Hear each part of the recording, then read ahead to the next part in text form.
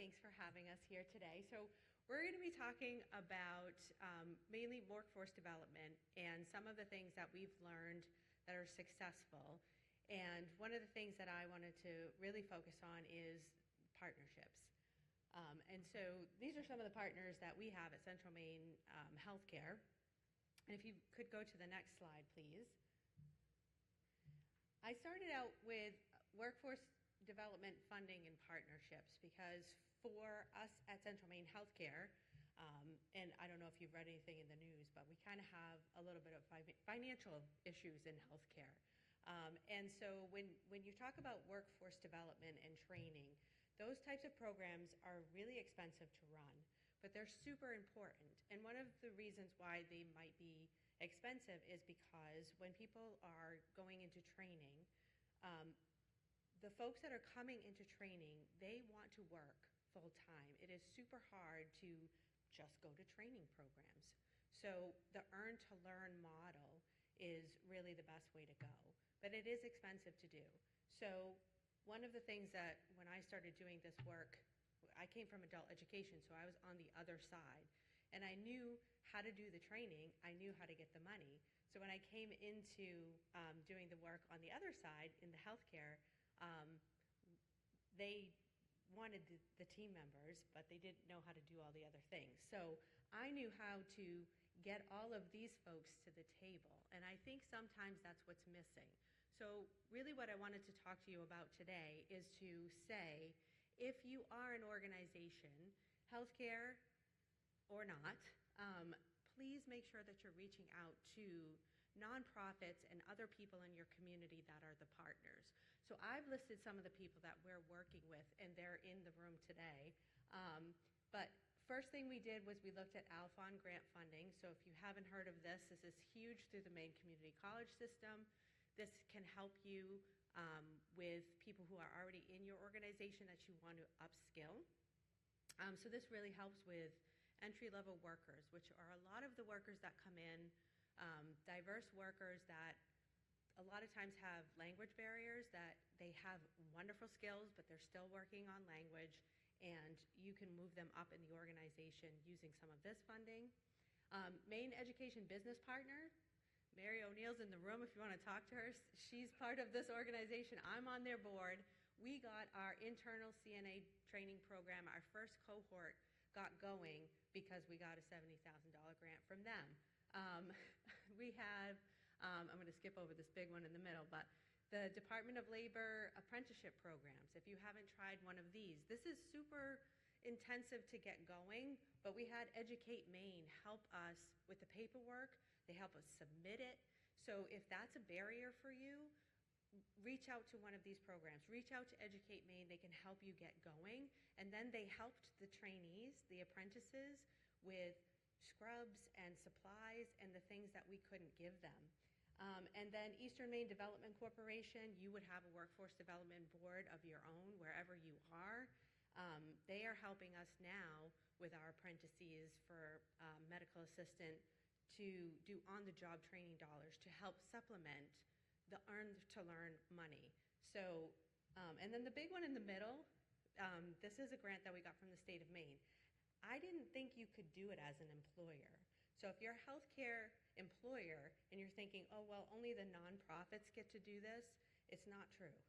So if you're not sure, give it a try. This one, I really was trying to figure out how we could better onboard our folks with language barriers. So they were coming in to orientation and they were sitting there, and our CEO was asking them, hey, what are you going to be doing here? What's your name? And they didn't know what he was saying. And they were just sitting there all day not knowing what was being said. They were giving all of these benefits packages and all of these things, and they were not feeling warm and welcome. And so I kept, anybody in here that knows me, I was going around saying, what are you doing for orientation? How are you making people feel welcome? Where are you getting the money to translate all of these documents and do all of these things? And so this grant came up because somebody mentioned it to me. This is how partnerships work. Somebody told me about it. And so I said, I'm going to check the rules. And what do you know? You could apply. And we were lucky enough to get it. So we're doing all kinds of things with this. We learned that we could use the money for things like when people are coming in to do their employee wellness, when they're first coming in, this is a very intimate process. Now we have iPads so they can do translation of this, getting their vaccinations and all of that stuff. So we learned a lot through the process. Partnerships, partnerships, partnerships. I'm just saying it's work and you have to get out there and you have to talk to people. But once you do, it really starts roller coasting from there. So next slide, please. Other things that you might not have thought of, your Chamber of Commerce. So we are lucky in Lewiston Auburn, we have this thing called Strengthen LA. It's an offshoot of the Chamber, and they are like a hub. So if I need anything and I can't think of one of the other partners, I call Christina Ramsdell. If you haven't met her, she's usually at things like this, and she points me in the right direction. So look at your Chamber of Commerce as well if you haven't thought of places like that. Next slide. And then your adult education programs. So if you haven't done that, make sure you do. This is a partnership we have with Lewiston Adult Education, their multilingual CNA program, amongst many other things that we do with them.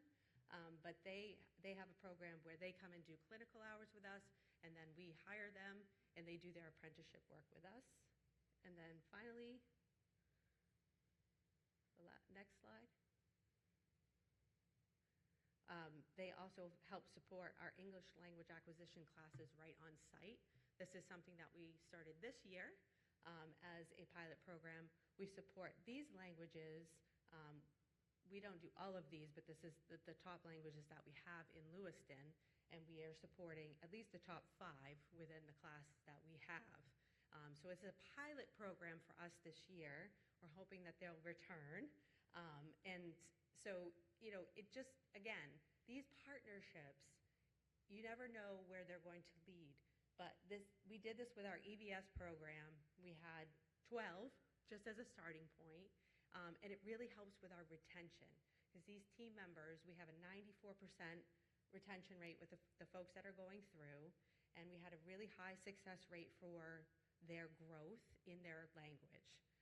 And I'm going to pass it off to someone who's done an amazing job with this work, much higher levels than I have.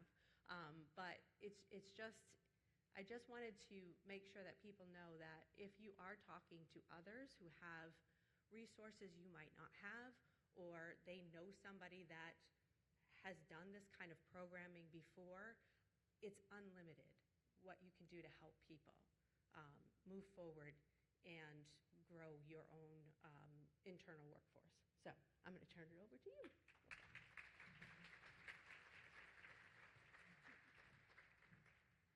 Thank you, Monique. I think I'll just start by saying I don't want to take responsibility for any of this work, as you just said. I'm fortunate to be part of the Maine Health team. I'm fortunate to be on a team that partners with incredible partners that are in this room, across the state, into New Hampshire. And the work that I'm going to share is a sliver of the work we're doing within workforce development, but it takes our clinical leaders, it takes our preceptors in our units, it takes our business leaders, it takes our incredible team members to make this all happen. And I'll just highlight that we have 2 workforce development specialists in the room from Maine Health, Josepha and Justin. So I'm actually going to be highlighting a lot of the work that they do today. So, and these are just some of our partners. So if someone's in the room, they're like, where am I? I'm so sorry. But if we can jump to the next slide, please. So I want to highlight career navigation. So as Monique was just sharing, Maine Health within Maine Medical Center Portland, we have had an English language course in partnership with the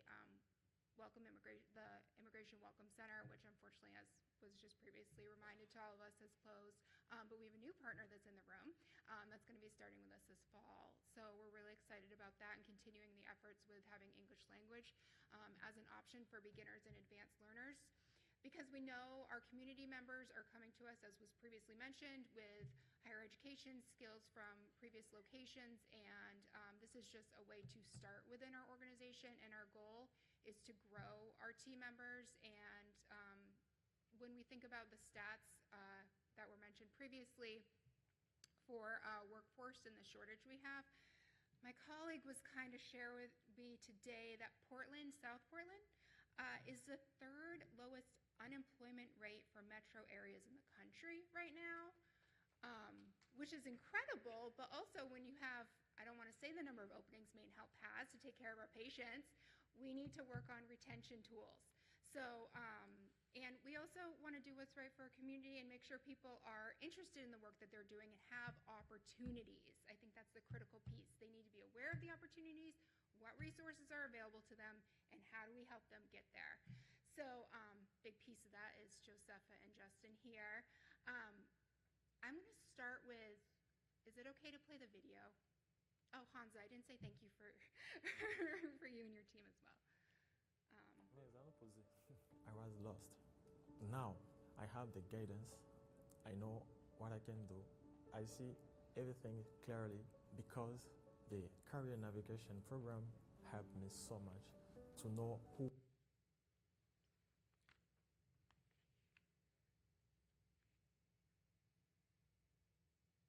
I am. Maine Health and your leader.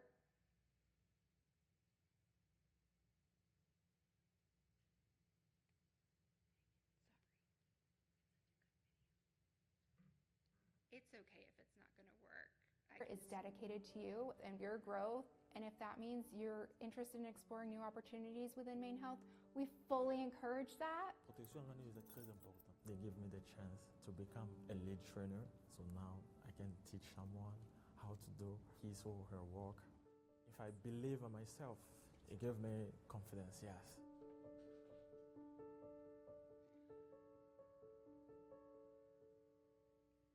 So Josepha, you see in the room over here, is partnered with Jordy, and actually he has a goal of starting school this fall. I believe he's already been accepted, and has a medical journey ahead of him. And so we're really excited about that example of what career navigation can do when we have partners in place to support individuals. If you don't mind going to the next slide, just want to share a little bit about what our career navigation program actually is.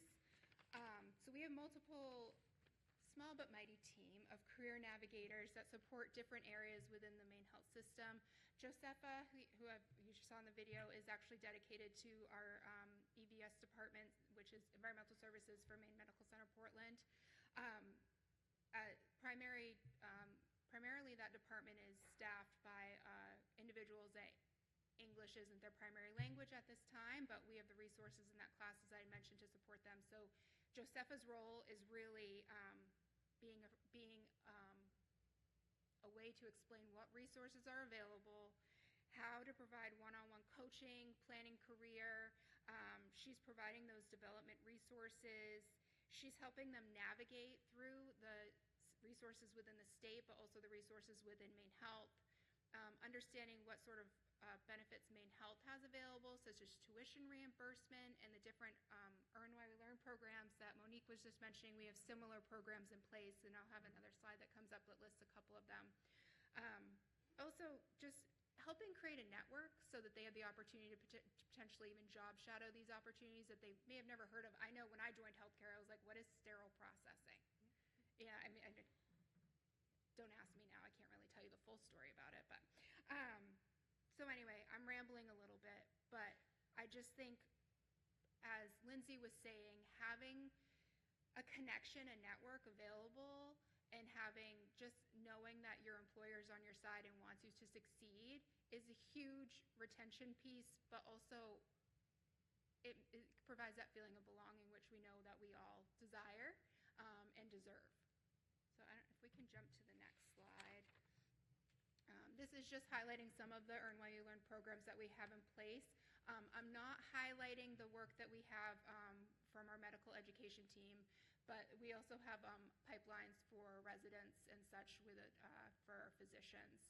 So, and our department oversees a non-clinical internship program which allows individuals to get exposure to different departments within healthcare while they are completing their degree. So just some opportunities for earn while you learn. And then if we go to the next slide, please. And I just kind of wanted to highlight, again, wrapping as an employer, being able to wrap your arms around your employees and some of the examples, and these are just some of the examples that MaineHealth has for benefits. The traditional health insurance and such, but we also have well-being resources available, free access to a program called Talkspace, which you can talk to a professional for different scenarios in your life. It's also accessible, benefit eligible employees for their family members, not team members, but family members can use this resource too, and we know that's really critical to have someone to reach out to. I'll be vulnerable in this moment and share I use that resource and it was phenomenal, and I think it speaks a lot about your whole body and whole health. We have reimbursement programs in place. We have classes to educate people on finances, and we have advisors available for such retirement planning. We have different care team member networks, and I know we have some members in the room, so you can be connected with individuals in your organization that might have similar interests or similar backgrounds to you. We also do a lot of work in focusing on leadership development, so your leader is prepared to support you as a care team member and focus on your advancement. So with that, I've rambled a lot. I apologize. I'm going to pass the floor up to Joanna.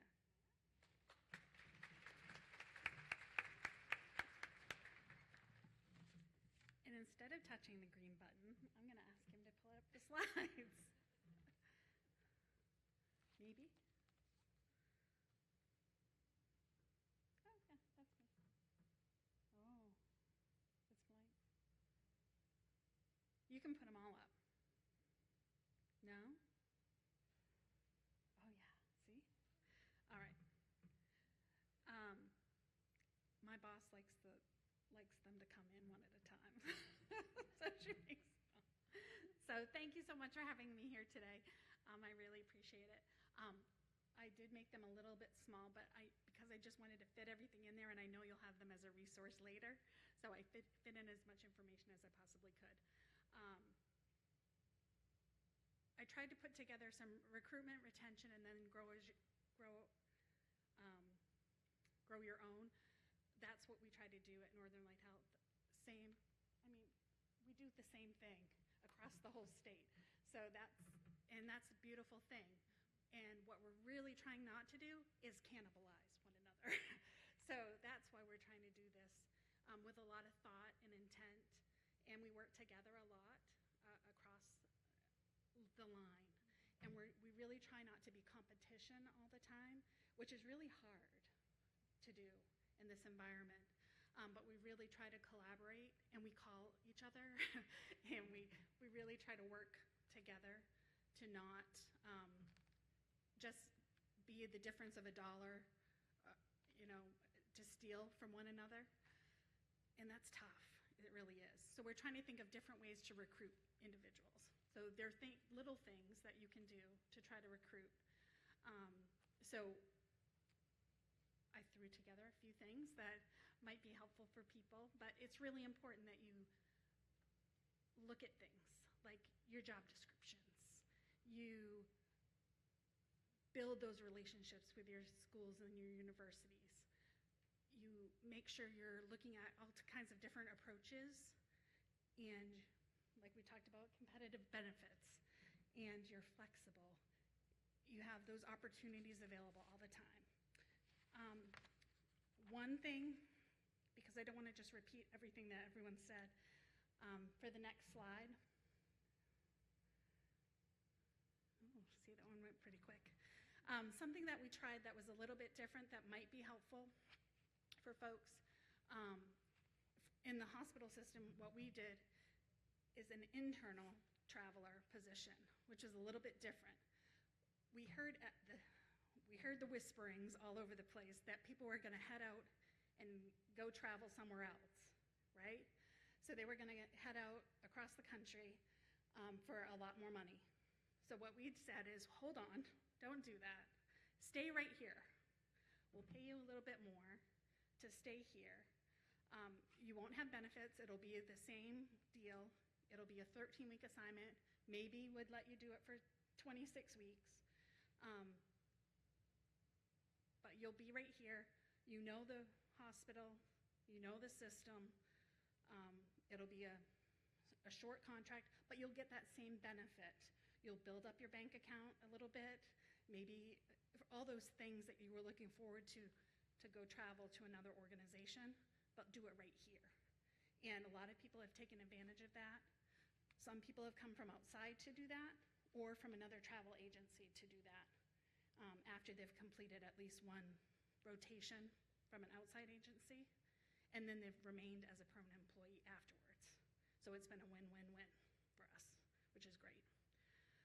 Another thing is that we have had a lot of success with our international RN staffing. So we contract with international agencies, and we've had 80.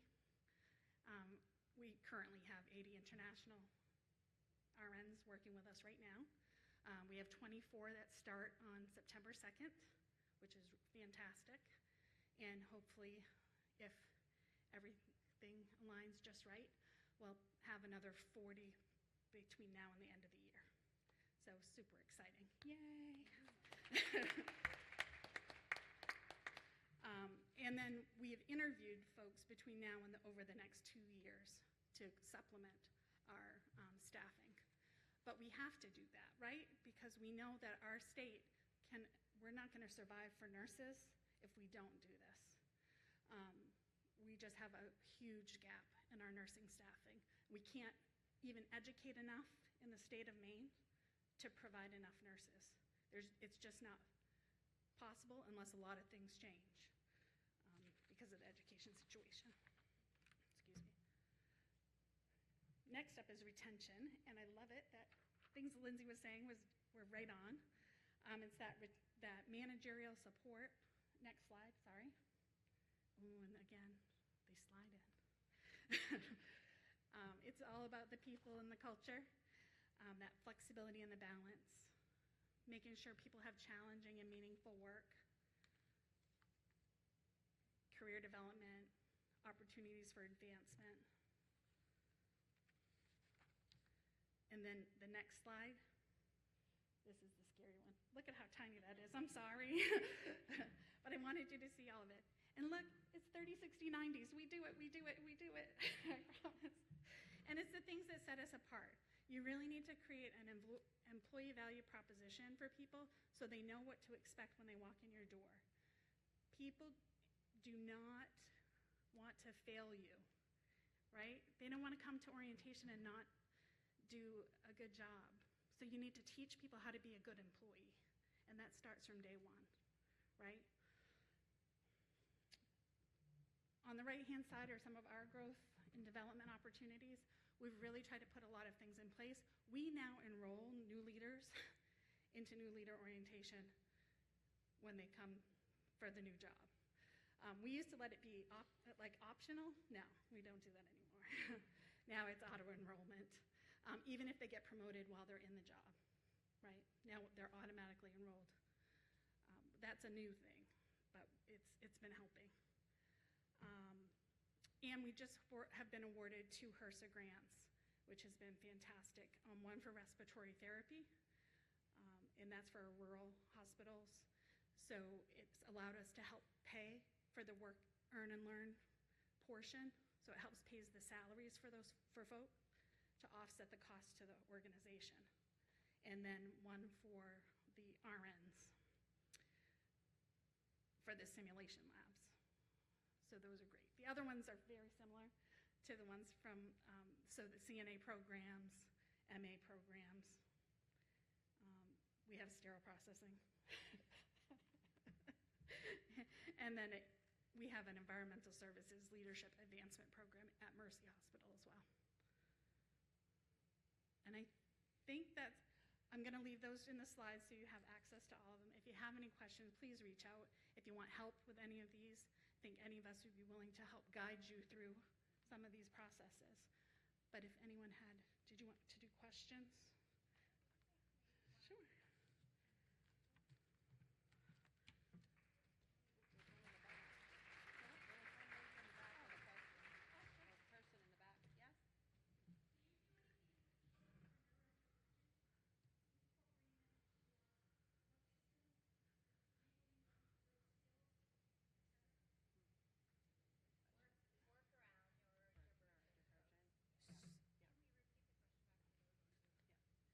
we do things for neurodivergent?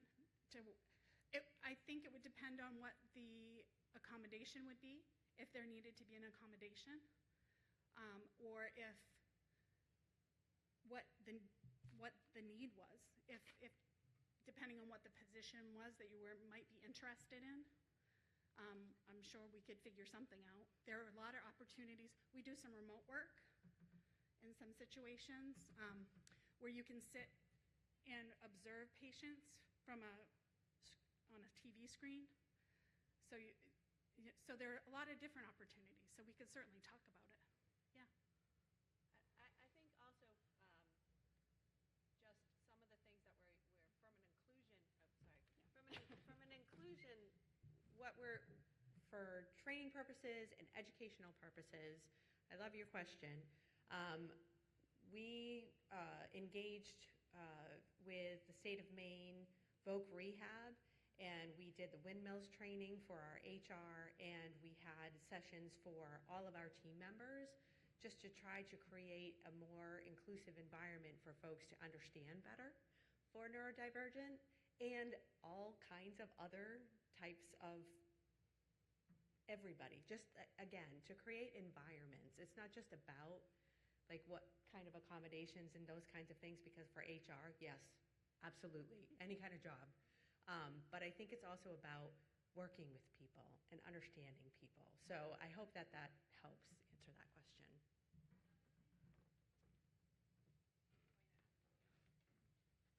I'm just sort of echoing what was said, but Maine Health does have a vocational services department with multiple team members that have different resources available. We do provide some instances where there are job coaches and so on and so forth, depending on the individual. So, yeah.